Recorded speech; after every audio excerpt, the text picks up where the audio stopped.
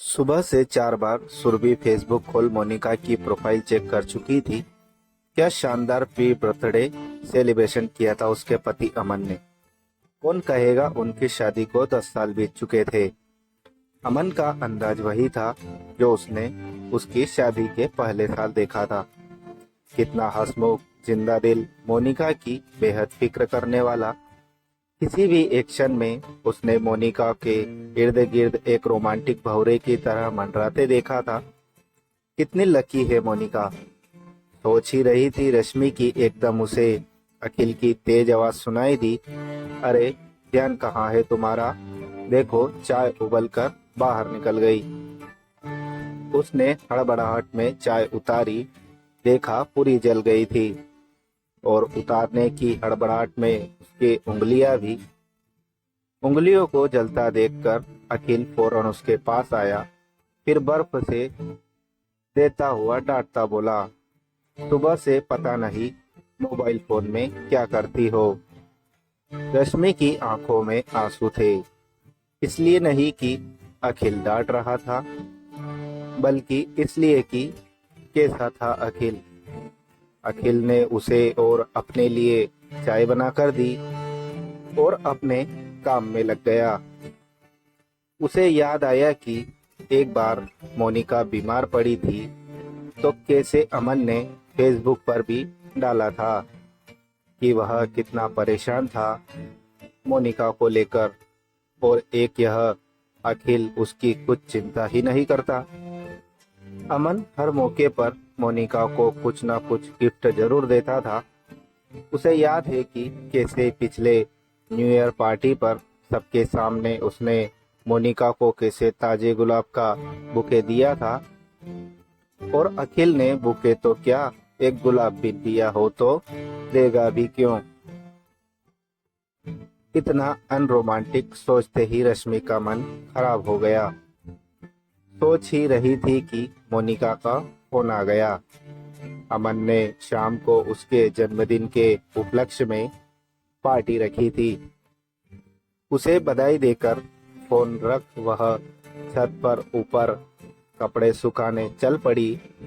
अरे जरा अपनी उम्र का ख्याल कर, इतना वजन उठाया करो, देखो तो कितना भारी टब लेकर जा रही हो। उसके हाथ से टक लगभग छीनते हुए अखिल ने हंसते हुए उससे कहा। रश्मि का दिल बैठ गया। अभी उम्र ही क्या थी उसकी, मोनिका से तो छोटी ही थी।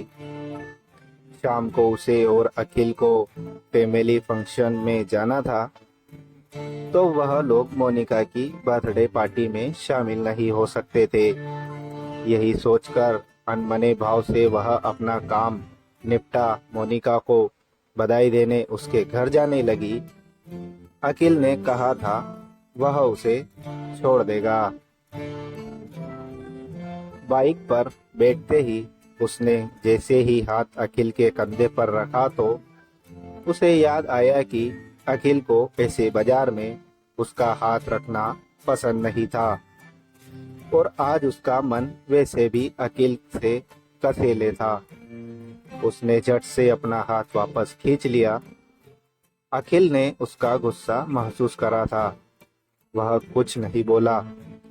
मोनिका के घर की बेल बजाते ही वाली थी रश्मि की अंदर से कुछ सामान गिरने की आवाज आई, और फिर अमन की तेज आवाज ने दोनों को अचंभित कर दिया। अमन का तेज साफ साफ सुनाई दे रहा था। कितनी बार कहा है तुम जरा सलीके से रहा करो, बिल्कुल फुहड़ हो तुम। कितना बकवास खाना बनाया है, मैं ना बनाऊं तो कुछ भी ऐसा वैसा पहनकर बाहर चल दो। अगर आज की पार्टी में कुछ गलत हो गया तो मुझसे बुरा कुछ नहीं होगा। अंदर जाने पर साफ पता चल रहा था कि अमन ने मोनिका पर हाथ उठाया था। खाना जमीन पर बिखरा हुआ था। उन्हें देखकर वह बहुत संयम हो बात संभाल कर मोनिका से बोला, अरे थाली कैसे गिर गई, मुझसे क्या पूछती हो। तुम पर सब कपड़े खिलते हैं, जो चाहे पहन लो। मोनिका का उदास चेहरा साफ दिख रहा था कि वह समझ गई थी कि रश्मि ने सब सुन लिया था। उसे गिफ्ट दे रश्मि जल्द ही घर से बाहर निकल आई। बाहर बाइक पर उसने बैठते ही अखिल के कंधे पर हाथ रखा। अखिल कुछ कहने ही वाला, फिर कुछ सोचकर चुप हो गया और मुस्कुराने लगा। और रश्मि, वह तो मगन अपने अनरोमांटिक पति के साथ बाइक की सवारी का आनंद ले रही थी।